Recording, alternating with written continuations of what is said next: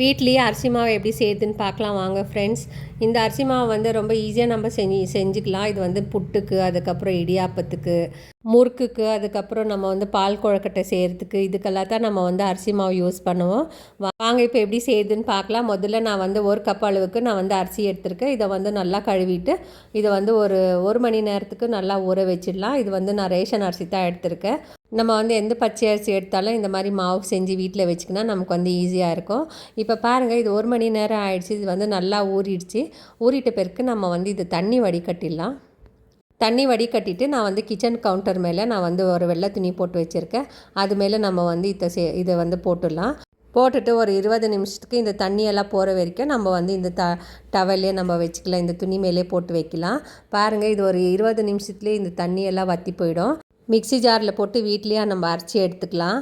இந்த மாதிரி நம்ம செய்யும் போது நம்ம அதிரசத்துக்கெல்லாம் நம்ம வந்து அரிசி மாவு தான் யூஸ் பண்ணுவோம். இல்லை, இந்த மாதிரி எல்லாம் செஞ்சு வீட்லேயே வச்சுக்கினாக்கா நமக்கு வந்து ரொம்ப ஈஸியாக அடிக்கடிக்கு நம்ம மிஷின் போகிற வேலை வந்து இருக்காது நமக்கு.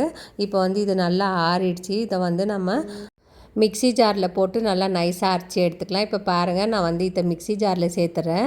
நான் வந்து ரெண்டு போர்ஷனாக எடுத்து சேர்த்துக்கிறேன். நான் 2 முறை அரைச்சிக்கிறேன். நான் அப்போ தான் நமக்கு வந்து நல்லா நைஸாக வரும். பாருங்கள், இந்த அளவுக்கு நைஸாக அரைச்சி எடுத்துக்கலாம் நம்ம.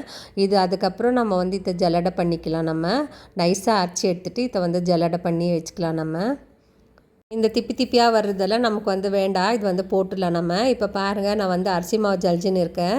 ஜலிச்சுட்டு இதை வந்து எடுத்து வச்சுக்கலாம் நம்ம. இது வந்து நல்லா வறுத்து எடுத்து வச்சுக்கினா நமக்கு வந்து ரொம்ப நாளைக்கு இந்த அரிசி மாவு நம்ம யூஸ் பண்ணிக்கலாம். இப்போ வந்து நான் நல்லா இந்த அளவுக்கு நைஸாக வந்திருக்கு பாருங்கள், இந்த மாவு வீட்டில் செஞ்சுருக்கிறது. இப்போ இதை வந்து நல்லா வறுத்து நம்ம வந்து எடுத்து வச்சுக்கினா நமக்கு வந்து எல்லாத்துக்கும் யூஸ் பண்ணிக்கலாம். ரொம்ப நாளைக்கு வரும். அதுக்கப்புறம் நான் வந்து இந்த மாவில் புட்டு செஞ்சு காமிக்கிறேன் நான். அது வந்து அடுத்த வீடியோவில் வரும். இந்த வீடியோ வந்து பிகினர்ஸ்க்கான வீடியோ. இந்த வீடியோ பார்த்துட்டு நீங்கள் வந்து ஷேர் பண்ணுங்கள், அதுக்கப்புறம் லைக்ஸ் பண்ணுங்கள். இந்த வீடியோ உங்களுக்கு பிடிச்சிருந்துச்சுன்னா லைக் பண்ணுங்கள், ஷேர் பண்ணுங்கள், சப்ஸ்கிரைப் பண்ணுங்கள். தேங்க்யூ, பாய்.